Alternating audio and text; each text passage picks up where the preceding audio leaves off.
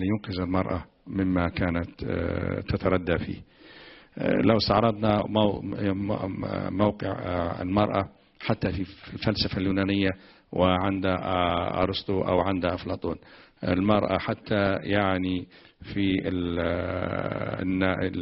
الحضارة الرومانية، في الهند حدث ولا حرج. جاء الإسلام في هذا الجو ليقول النساء شقائق الرجال، ويعطي لها حق الحياة، يعطي لها حق التعلم، يعطي لها، وأرجوكم أن يعني تصدقوا أن هذا جاء به الإسلام وتضعوه في بيئته في ذلك الوقت. جاء الإسلام ليقول أن للزوجة ذمة مالية خاصة بها لا يقربها الرجل لا من قريب ولا من بعيد، ولا يستطيع أن يمد يده إليها إلا إذا أذنت له. جاء الإسلام ليقول أن المرأة إذا يعني خدمت زوجها تخدمه متفضلة، أما كحق شرعي لا حق شرعي للزوج على زوجته في خدمته. هذا موجود وهذا مقرر في كتبنا الفقهية وندرسه وندرسه. بل قال الإسلام أوجب على الرجل النفقة، يعني النفقة اللي هي أن يتكفل بالأكل، يعني بأكل الزوجة والطعام والشراب والملبس والمسكن، وإلى هنا هذا شيء يعني متوقع، ولكن أوجب عليه أن يقدم لها أدوات الزينة، بمعنى أن الزوج في الإسلام لا يقدم أدوات الزينة أو المكياج لزوجته يعني تجملا أو تحببا أو توددا، ولكن من باب أن هذا واجب شرعا، إن لم يفعله فإنه يعاقب يوم القيامة، وأمور أخرى كثيرة.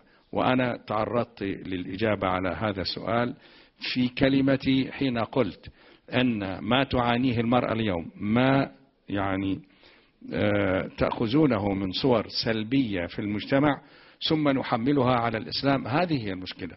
الإسلام بريء من هذا. للأسف الشديد نحن نتعامل مع المرأة الشرقية من منطق عادات وتقاليد قديمة. جاء الإسلام ليحطم هذه العادات، ولكن لسبب أو لآخر انتصرت هذه العادات على تعاليم. ولذلك كثير في مجلس حقوق المرأة عندنا في مصر يقولون ويهتفون فقط نريد ما أعطاه الإسلام لنا من حقوق. يعني هم يريدون أن يعودوا إلى حصولهم على الحقوق التي من ضغط العادات والتقاليد. طبعا العادات والتقاليد في كل دولة وفي كل بيئة وفي كل حضارة لعبت دور تهميش المرأة. وطبعا لا داعي للمقارنة بين المرأة قبل 1400 سنة في الإسلام والمرأة في حضارات أخرى أو في أماكن أخرى. فإذا ما يعني أقول للأخت التي سألتني ماذا تقولي، أنا أن الإسلام أعطاني حقوقا مثلك تماما وحملني المسؤولية مثل لو قرأتم القرآن. المسؤولية آدم في أكل في قصة البدء الخليقة، آدم وحواء كانا شريكين على قدم المساواة. ما كانش مثلا والله الإدانة في القرآن حصلت لحواء لأن هي اللي ضللت آدم، لا، الاثنين ضلوا مع بعض، والاثنين تحمل المسؤولية مع بعض، والاثنين تحملوا اللوم مع بعض وتحملوا العقاب مع بعض.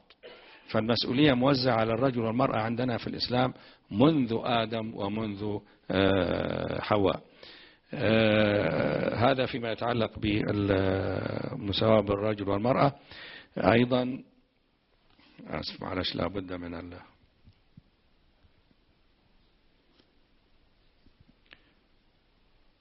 النقطة الثانية الزواج بغير زواج غير المسلم بمسلمة. وأنا طبعا كنت متوقع هذا السؤال، ولأنه منطقيا سوف يرد هذا السؤال.